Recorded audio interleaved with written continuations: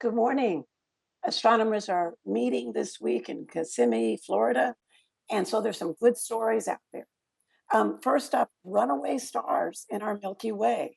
University of Wyoming astronomers used images of bow shocks in space to find dozens of new runaway stars. So these are massive stars that are moving through the space of the Milky Way at a very high rate of speed. They're the fastest moving stars in the galaxy.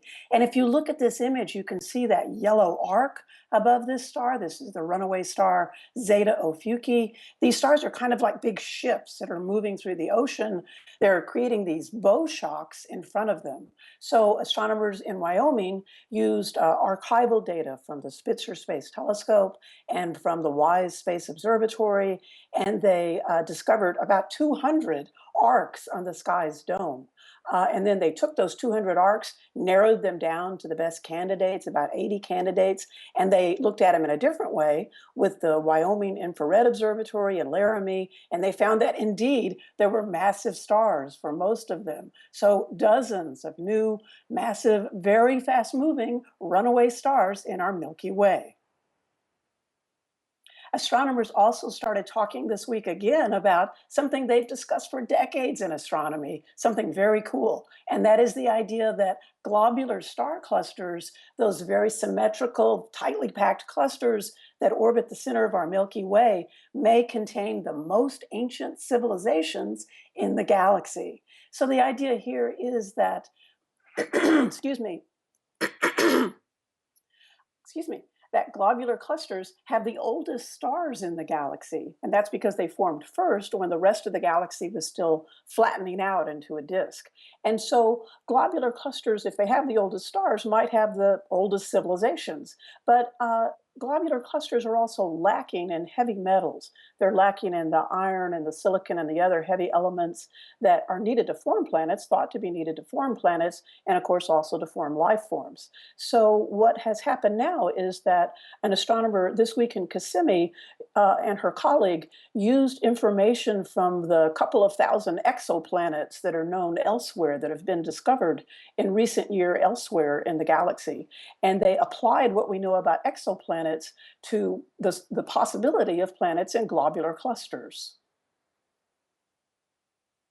So here is the hypothetical view of a planet inside a globular cluster. You'd see these many closely packed stars. And so the new arguments are that indeed, when we look at exoplanets elsewhere in the galaxy, we do see planets around metal poor stars like those in globular clusters. Also, there was this idea that the stars in globular clusters are so tightly packed that they might disrupt each other. But these astronomers said that the stars in globular clusters that we see today tend to be the very old stars. They tend to be the red dwarf stars that that when we look at other planetary systems elsewhere in the galaxy with those types of stars, the planets tend to orbit close in to their stars. So it could be that if there are these sorts of stars in globular clusters that have planets, that the planets are orbiting close in, and they're safe from being disrupted by passing stars in these tightly packed clusters. So imagine it. There could be the oldest civilizations in the galaxy, 10 billion year old stars, maybe very ancient civilizations living in these globular clusters surrounding our Milky Way. Here's an image.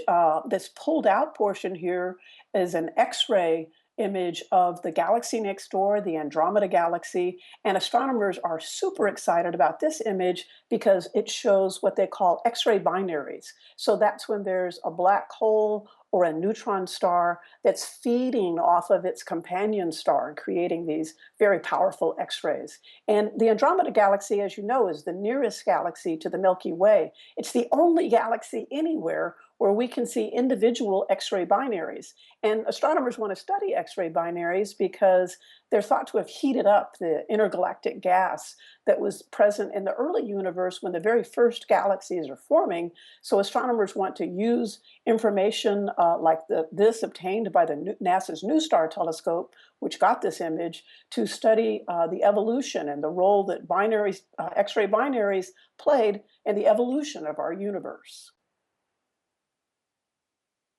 Be sure to look at the pre-dawn sky this weekend.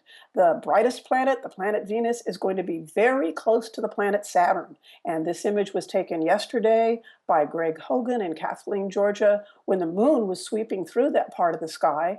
The moon won't be there this weekend, but you will see that very bright planet Saturn, very bright planet Venus, right next to the fainter planet Saturn. So they're going to be so close, they're going to be less than 1/6 of a moon diameter apart. This is the closest that any two planets have been since the year 2013. Thanks for joining me. I'll talk to you Monday.